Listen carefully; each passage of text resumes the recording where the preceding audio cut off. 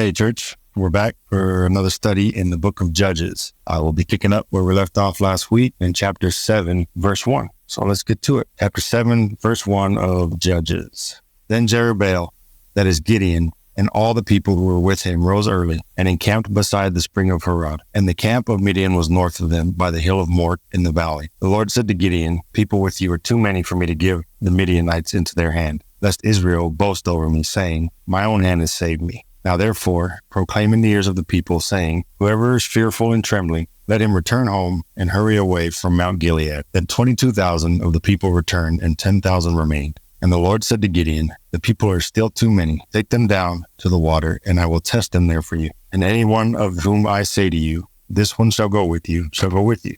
And any one of whom I say to you, this one shall not go with you, shall not go. So he brought the people down to the water, and the Lord said to Gideon, everyone who laps the water with his tongue as a dog laps, you shall set him by himself. Likewise, everyone who kneels down to drink. And the number of those who lapped, putting their hands to their mouth, was 300 men. But all the rest of the people knelt down to drink water. And the Lord said to Gideon, with the 300 men who lapped, I will save you, and give the Midianites into your hand, and let all the others go every man to his home. So the people took provision in their hands and their trumpets. And he sent the rest of Israel, every man to his tent, but retained the 300 men. And the camp of Midian was below him in the valley. That same night, the Lord said to him, arise, go down against the camp, for I have given it into your hand. But if you are afraid to go down to the camp with Purah your servant, and you shall hear what they say, and afterward your hand shall be strengthened to go down against the camp. Then he went down with Purah his servant to the outposts of the armed men who were in the camp. And the Midianites and the Amalekites and all the people of the east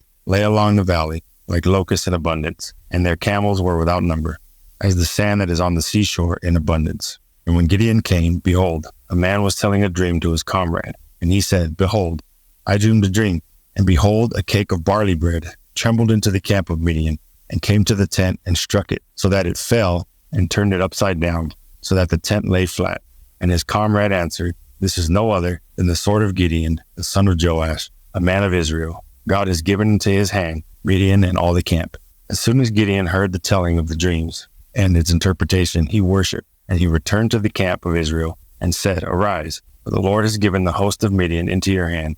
And he divided the 300 men into 3 companies and put trumpets into the hands of all of them and empty jars with torches inside the jars. And he said to them, look at me and do likewise. When I come to the outskirts of the camp, do as I do. When I blow the trumpet, I and all who are with me, then blow the trumpets also on every side of all the camp and shout for the Lord and for Gideon. So Gideon and the 100 men who were with him came to the outskirts of the camp at the beginning of the middle watch, when they had just set the watch, and they blew the trumpets and smashed the jars that were in their hands. Then the 3 companies blew the trumpets and broke the jars, and they held in their left hands the torches, and in their right hands the trumpets to blow. And they cried out, a sword for the Lord and for Gideon. Every man stood in his place around the camp, and all the army ran. They cried out and fled when they blew the 300 trumpets. And the Lord set every man's sword against his comrade and against all the army. And the army fled as far as Beth Shittah towards Zererah, as far as the border of Abel Mecholah by Tabath. And the men of Israel were called out from Naphtali and from Asher and from all Manasseh, and they pursued after Midian. Gideon sent messengers throughout all the hill country of Ephraim, saying, come down against the Midianites and capture the waters against them, as far as Beth Harah, and as also the Jordan. So all the men of Ephraim were called out, and they captured the waters as far as Beth Harah, and also the Jordan. And they captured the 2 princes of Midian,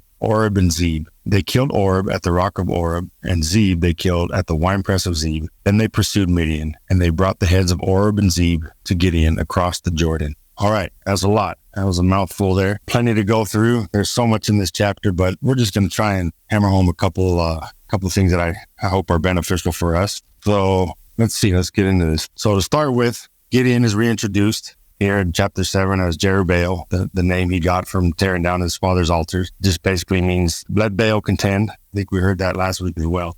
But as far as the army and the work that went into developing this, that God's doing with these guys, I think is interesting. So first off, they're at the spring of Harod, and they're getting put to the test. The Lord has a bunch of 32,000 men, and he's putting them to a test. In this first test, the Lord says, now therefore proclaim in the ears of the people, saying, whoever is fearful and trembling, let him return home and hurry away from Mount Gilead.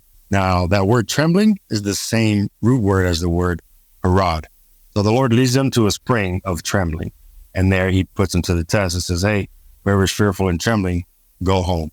Now, that first test isn't just some arbitrary test that God's put them to figure out who belongs and who doesn't. God's going by his own laws of warfare. It's laid out in Deuteronomy 20, verse 8. It basically says the same thing. The commanders of the people are to tell the people before they go into battle that who's ever fearful and trembling should return home. And that's just so the point of that is that the fear and the trembling doesn't spread. It's contagious. You don't have any room for that in the thick of the fight. So that's there's a connection there between God's actual law. So it's just not arbitrary. I think these connections come into play through the totality of Scripture to make this a little more significant, probably than it's usually laid out as.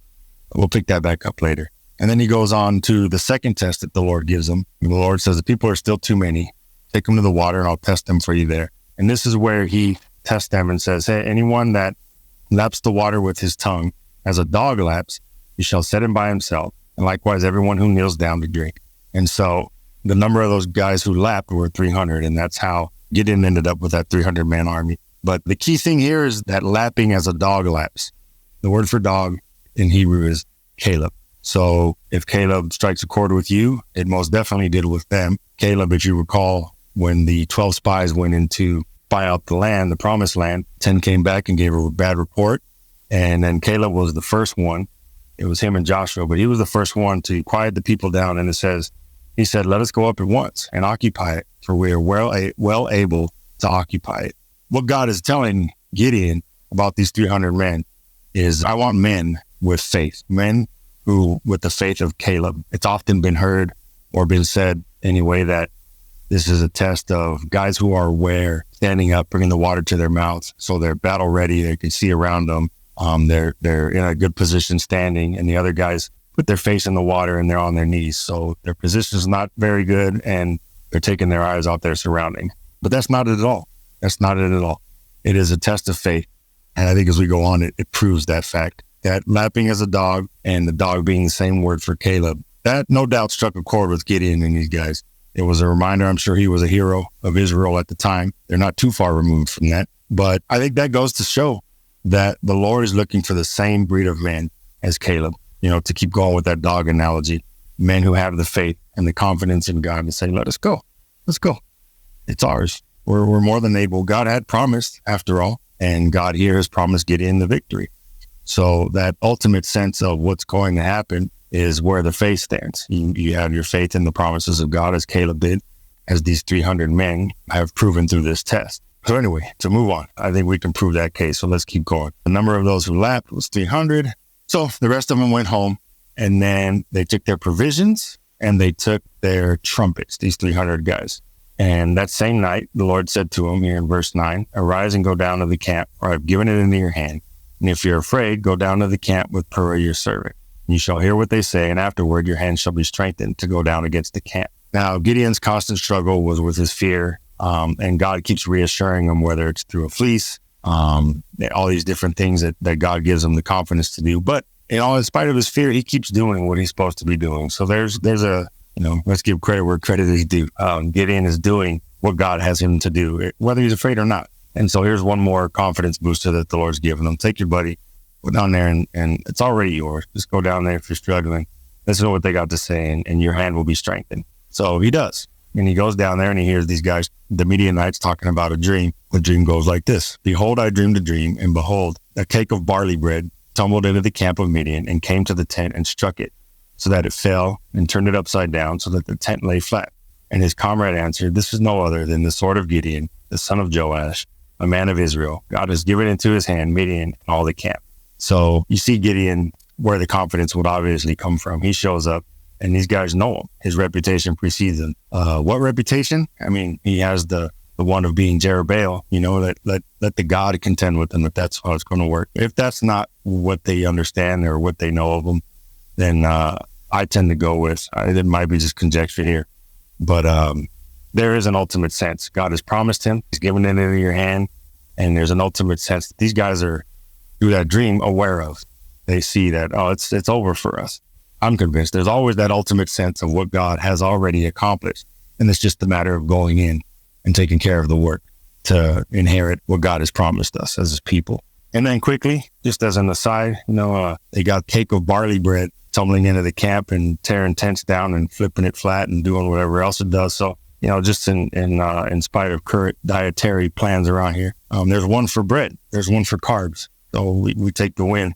Yeah, it wasn't a steak that tumbled down there and did the work. So anyway, I'll leave that alone. That was just me laughing. So Rick, if you hear me, there it is, my man, right there for you. To continue. So as soon as Gideon heard the telling of the dream and its interpretation, he worshiped, and he returned to the camp of Israel and said, "Arise, for the Lord has given the host of Midian into your hand." So there's that confidence that God told him he would have. He said, your hand will be strengthened. And sure enough, look at it. There it is. And he divided the 300 men and put trumpets into their hands of all of them and empty jars with torches inside the jars. So these are their weapons of warfare. So this is another point that I would point to that says that initial test of the lapping as a dog was not a battle-ready, hardened warrior, soldier type test. They may be those may be those type of men. But primarily, what kind of faith does it take to go into battle with a clay pot with a torch in it and a trumpet in the other hand? They're carrying weapons. It wasn't in their hands. And what kind of faith does it take to stand out there? At this point, they're outnumbered 450 to 1. It was a 135,000 man army they were fighting. And you make all this noise and blow trumpets and break your pots. These guys come running out of the camp, have fun with that, beating up people with pots and a trumpet, slightly used trumpet. But I'm convinced at this point, and hopefully it's portrayed well enough to show that this was just a test of faith with that lapping like a dog for these 300 men to just go out there with a trumpet, clay pot, and a torch. And there's more to be said about that as well. That'll come up in a minute. So Gideon and the men who were with him came to the outskirts of the camp, beginning of the middle watch, when they had just set the watch. And they blew the trumpets and smashed the jars that were in their hands. Then the 3 companies blew the trumpets and broke the jars. And they held in their left hands the torches, and in their right hands the trumpets to blow. So there again is the one in each hand. And they cried out, "A sword for the Lord and for Gideon." Every man stood in his place around the camp, and all the army ran. They cried out and fled. And when they blew the 300 trumpets, the Lord set every man's sword against his comrade and against all the army. And the army fled as far as Beth Shittah or Zerera. So basically panic, spread through this camp. And, anybody, you see guys running around pulling swords in the middle of the night with a bunch of flashing lights all around, bound to just start stabbing and swinging just for self-preservation's sake. So, a bunch of these guys just took themselves out. And that was God's plan the whole time. I don't think there's any contention over that. But that battle plan right there with the smashing the pots and then the torch lights up the night and the trumpet in the other hand. So that battle plan is not just some arbitrary plan. It's a consistent operation that God uses to conquer enemies, that God uses to overcome all that would oppose God. It's pretty much quoted by Paul, or alluded to, I'll say alluded to, by Paul in 2 Corinthians chapter 4, verses 6 through 10. Let me read those real quick and see if we can put it together.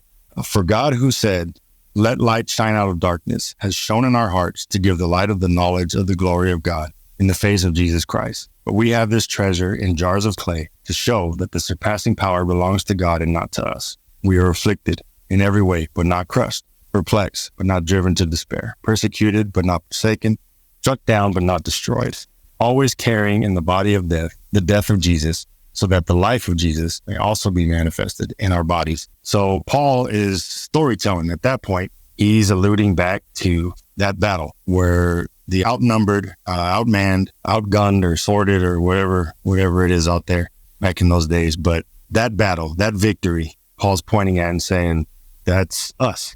Those weapons that they won that battle with, that clay pot with a torch in it, that when it busted, the light came out. Everyone panicked. They killed themselves. The enemy took care of themselves. And there's a little more work to be done. We'll see when we get back to Judges. But in this side of Christ, that story is us at this point. We have the light of Christ inside. Paul specifically says we have this treasure in jars of clay. So that's you. That's me. That's us. That's the church, to show the surpassing power belongs to God and not to us. And again, that's the same issue that was at play with Gideon. He's like, God says, you have too many guys.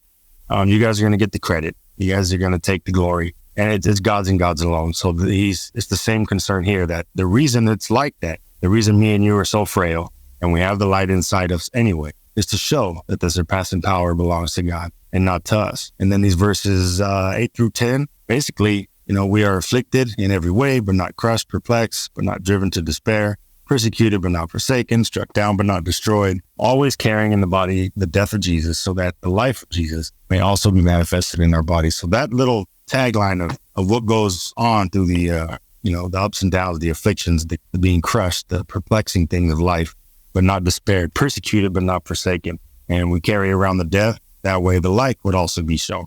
That is, just to keep the jars of clay analogy and the light that's inside, they had to break those pots for that light to be seen. And that was an aspect, significant aspect of winning the battle. All this crushing and affliction and perplexing, this list here in 2 Corinthians is just that. It's the breaking of us, the clay pot. It's a little crack here from the affliction, another crack there from, the perplexing things of life. Little persecution comes and breaks us down a little bit, but never forsaken, never crushed, never driven to despair. Why? Because as we die, as we crack, as we fall apart and give way to what is going on around us in this battle, we break down. The death of Christ shows up. That way breaks us down. That way the life of Christ can be shown. And that light that he said shines out of darkness, that's us. It shines as we break down. So that's the die daily. That's the Lord break us down. That way he can build us up. That is all that, those things throughout scripture. That is all of that. We are those jars of clay. That's how the battle was won then. That's how the battle will continue to be won. So just know when the breaking things come, when the things that kind of fracture up your condition a little bit, that's when the light comes out. And that's what needs to happen. And we ought to rejoice at such, as Gideon and those guys were able to do when they saw the victory. And all credit went to God, all praise to the surpassing power belonging to him and not to us. But back to Judges to finish up the chapter. One more key thing here. Gideon sent messages throughout all the hill country of Ephraim saying, come down against the Midianites and capture the waters as far as Beth-barah and also the Jordan. So all the men of Ephraim were called out and they captured the water as far as Beth-barah and also the Jordan. And they captured the two princes of Midian, Oreb and Zeb. They killed Oreb at the rock of Oreb, and Zeb they killed at the winepress of Zeb. Then they pursued Midian, and they brought the heads of Oreb and Zeb to Gideon across the Jordan. So the significance of that little section of scripture ties in well to we've been taking this direction on Sunday mornings. Pastor Martin's brought up this idea of chiasms more than once when we began the book of Esther. So this sort of V-shaped storyline where it feeds into the bottom of the story or the V point of the story, and then it feeds out of it in the opposite direction, restoring everything that came into the central aspect of the story. So that capturing the two princes of Midian, Oreb and Zeb, they killed Oreb at the rock of Oreb, and Zeb they killed at the winepress of Zeb. So when we first met Gideon, it was in chapter 6 with the oppressing, it says the Midian oppressing Israel. And it says in verse 2 of chapter 6, and the hand of Midian overpowered Israel, and because of Midian, the people of Israel made for themselves the dens that are in the mountains and the caves and the strongholds. And it says about Gideon that when the Lord found him, he was threshing wheat in the winepress. He was hiding. He had to hide to be able to provide food and to have food so they can sustain themselves there, because the Midianites were taking it all. And then every time Midian showed up, they were a terror to Israel. Israel fled to the rocks for coverage and for protection.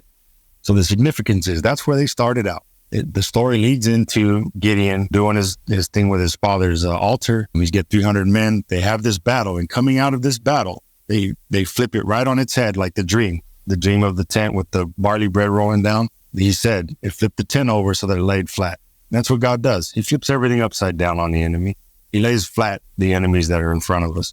That's just what he does. It's the same story over and over. And it's no different here in this story of Gideon. So killing Oreb at the rock of Oreb, we found Israel hiding in the rocks. When they fight this battle, they have killed their enemy on the rock. Then we find Gideon hiding in the winepress just to keep his life. We find them killing Zeb at the winepress. So these things have been restored to Israel. Now they don't have to hide in the rocks. Now they don't have to hide in the winepress. The winepress is theirs. It can become what it was supposed to be. Rather than hiding the threshed wheat, they can produce wine. Rather than needing security in the rocks, the Lord provided them the security in himself. So that kind of chiasm structure is here in the story of Gideon. There's more to the story, but in this section from chapter 6 to here, it has all been reversed. That's what God does. He flipped it upside down. He laid the enemies flat and he reversed all that was at play when the enemies were oppressing Israel in the beginning of chapter 6. And then the last thing I wanted to touch on was, again, the issue that Lord had was, you guys are going to say, my own hand has saved me. There's too many of you guys. So he had to dwindle this army down. Well, if that was an issue, then it was a issue that was settled. And we can see that in Isaiah. A couple verses in Isaiah I'll read and we'll finish up. The Lord did indeed get the glory. We saw Paul saying that, hey, it's so the surpassing power of God can be known and that it wasn't us. Well, in Isaiah 9, verses 3 through 5, Isaiah recalls that. He says, you have multiplied the nation, you have increased its joy, and they rejoice before you as with joy at the harvest, as they are glad when they divide the spoil, for the yoke of his burden and the staff of his shoulder, the rod of his oppressor, you have broken as on the day of Midian. So right here, that issue that God was telling Gideon why he had dwindled down the army was proven right here. So God got the credit. Isaiah gave God the glory for this. He said, because of you, you did it. A light has shone. You multiplied the nations. You increased his joy. They rejoice before you. You take the yoke of their burden, the staff, the rod of his oppressor. You've taken care of that. You have broken as on the day of Midian. That was the battle that they're talking about. So God did indeed get the credit. And Isaiah's not done. He's got one more little section on it in chapter 10, verses 26 and 27. So let me see. Right here. All right. And the Lord of hosts will wield against them a whip, as when he struck Midian at the rock of Oreb, and his staff will be over the sea, and he will lift it as he did in Egypt. And in that day his burden will depart from your shoulder, and his yoke from your neck, and the yoke will be broken because of the fat. So he refers back, and the Lord of hosts will wield against him a whip, as when he struck Midian at the rock of Oreb. And that is that victory where the people of Israel came out and they caught the two princes, Oreb and Zeb. And that was the end of that. They took care of that. They had the victory at that point. They had reclaimed security in God for themselves, and they had reclaimed wine. You know, they were able to produce wine, and that's a blessing there. Hope that was helpful. It's been long. I know. I apologize. there was more, so I kept it brief as brief as I could. Anyway, have a blessed night. Hope it's helpful. Thanks. Bye.